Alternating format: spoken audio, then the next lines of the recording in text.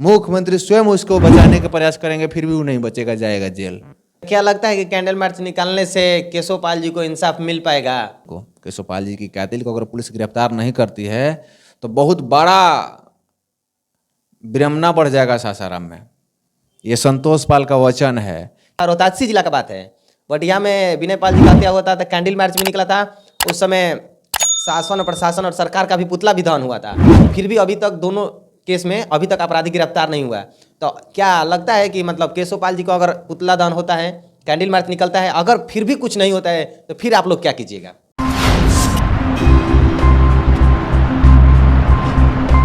नमस्कार, हम दीपक पाल गणराज समाज यूट्यूब चैनल में आपका स्वागत है। कुछ सवाल है जो बड़े भैया से जानना चाहेंगे। बिहार युवा गणरिया मोर्चा संगठन के राष्ट्रीय अध्यक्ष संतोष पाल जी हैं। नमस्कार भैया। नमस्कार। अच्छा भैया, ये केशवपाल जी जो सासाराम में डॉक्टर केशवपाल जी को इंसाफ दिलाने के लिए क्या कर रहे हैं आप लोग? केशवपाल जी के इंसाफ दिलाने के लिए हम लोग 18 तारीख को मीटिंग पाल समाज को रखे हुए थे। सब लोग उपस्थित वहाँ लोग हुए थे।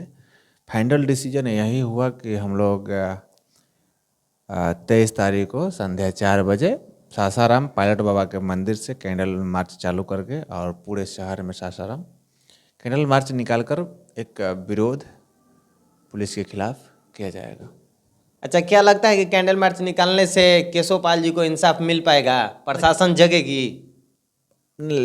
जगेगी नहीं जगेगी, फिर भी जो काम होता है, जो पहला स्टेप है सरकार के प्रशासन को अपना संदेश पहुँचाना, तो हम लोग पहला स्टेप कर रहे हैं। जब मीटिंग हुई थी तो उस दिन सब लोग देखे होंगे वीडियो के माध्यम से कि हम लोग सफेल थाना सासाराम में जाकर 72 घंटा के वहाँ के थाना प्रभारी को हम लोग टाइम दिए हैं। थाना प्रभारी हम लोग से 48 घंटा मांग रहे थे। हम लोग बोले कि चलिए 72 घंटा आप टाइम ले लीजिए, इसका जो है उद्भेदन करके जो भी कातिल है सामने लाइए, उसको गिरफ्तार कीजिए। तो इधर 72 घंटा भी हो जाएगा और कैंडल मार्च भी निकल जाएगी। उसके बाद अगर गिरफ्तार नहीं होता है कातिल तो उग्र आंदोलन हो सकता है कि होगा। अच्छा, हम आपको साक्ष्य भी दे सकते हैं। शुभम पाल का गोलछनी में जो 6 वर्षीय बच्चा था उसका हत्या हुआ था, तो ऐसे ही कैंडल मार्च निकला था और विरोध भी हुआ था। बटिया में विनय पाल जी का हत्या हुआ था। रोहतासी जिला का बात है।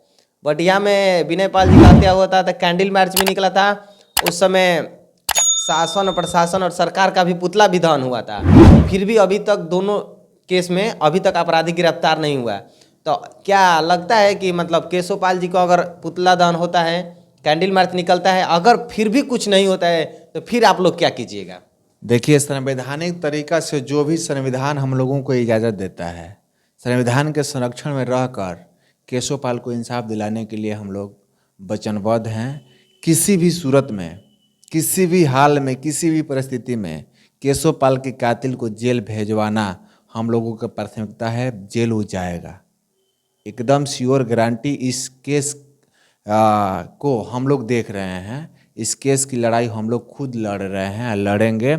जब तक वो जेल नहीं जाएगा तो हम लोग शांत नहीं बैठ सकते हैं। आप ठीक बोल रहे हैं कि जो इससे पहले दो घटना घटा तो उसका भी कातिल अभी गिरफ्त से बाहर है, यानी पुलिस कस्टडी में नहीं है, ये सत्य है।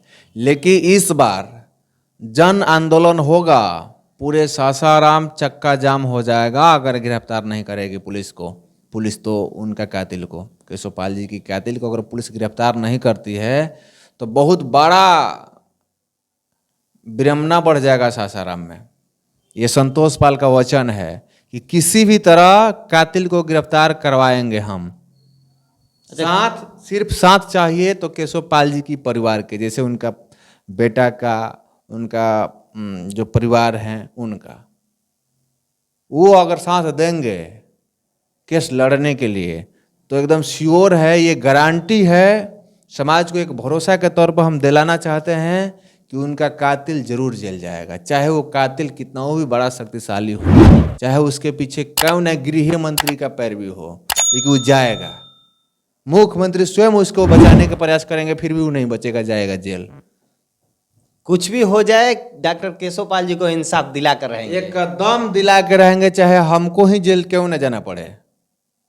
अच्छा, एक और बात है भैया, आप बोले थे कि ये बसंत पंचमी सरस्वती पूजा बाद आप पाल समाज का रोहतास जिला में जातीय जनगणना कराएंगे, उसका अभी तक क्या हुआ है? जातीय जनगणना चालू कर दिए हैं? भाई अब तो देख ही रहे हैं कि एक शोक है, एक समाज सेवी बहुत बड़ा चहेता, जब रोहतास जिला का ही हम जनगणना कराने के बाद कह रहे थे और रोहतास जिला में ही इस तरह का घटना घटित हो गया, तो अब क्या कहें। लेकिन जनगणना होगा, जनगणना होगा। होगा। जो हम बोले हैं वो होगा, जो हम बोल दिए हैं, कमिटमेंट कर दिए हैं कि ये हम लोग कराएंगे तो कराएंगे। अब इस शोक का घड़ी है, दुख का स्थिति है, इसमें कैसे क्या करें। तो आप लोगों ने सुना कि राष्ट्रीय अध्यक्ष जी का कहना है चाहे कुछ भी हो जाए, चाहे हमें क्यों ना जेल ही जाना पड़े, पाल समाज का 2-4 लोगों को जेल भी जाना पड़े, फिर भी ये लोग डॉक्टर केशव पाल जी को इंसाफ दिला के रहेंगे, क्योंकि आए दिन हमारे समाज में घटना घट रहा है। और बता देते हैं, जब उस दिन मीटिंग हुआ था तो कुछ बात जो है आप रिपोर्टिंग कर रहे थे, लेकिन उसके अंदर आप जो बात के सिलसिला जब बात हो रहा था अंदर में, तो आप वहाँ आपको वीडियो बनाने की अनुमति नहीं दिया गया। कहा जानते हैं क्यों? क्योंकि उसमें बहुत तरह की बात हुई, उतार चढ़ाव जो है कि कहा जाता है ना कि दंड भेद साम दाम, ये सब तरह से किसी भी तरह से कोई भी रास्ता अपनाकर उनको केशव पाल को न्याय दिलाने की बात हुई। तो जो बात कैमरा के सामने नहीं कहा जा सकता है कि उनके केस में और कौन कौन सा कदम उठाया जा सकता है, वो नहीं कैमरा के सामने कहा जा सकता है, लेकिन उठाया जाएगा। बस इंतज़ार है कुछ दिनों का। और 11 सदस्यीय टीम का भी गठन हुआ उसी में, इस चीज़ को आप दिखाए हैं लोगों को। तो ये 11 लोग ने संकल्प लिया है कि हम लोग किसी भी सूरत में किसी भी हद को पार कर कर केशव पाल को इंसाफ दिलाने का काम करेंगे। हम एक बात आपसे बताइए दिए कि चाहे इस केस में मुख्यमंत्री क्यों न पैरवी करते हों, लेकिन वो कातिल जेल जाएगा। तो आप लोगों ने सुन ही लिए कि राष्ट्रीय अध्यक्ष का कहना है कि चाहे कोई भी हो, अपराधी अपराध किया है तो उसको सजा मिलना चाहिए।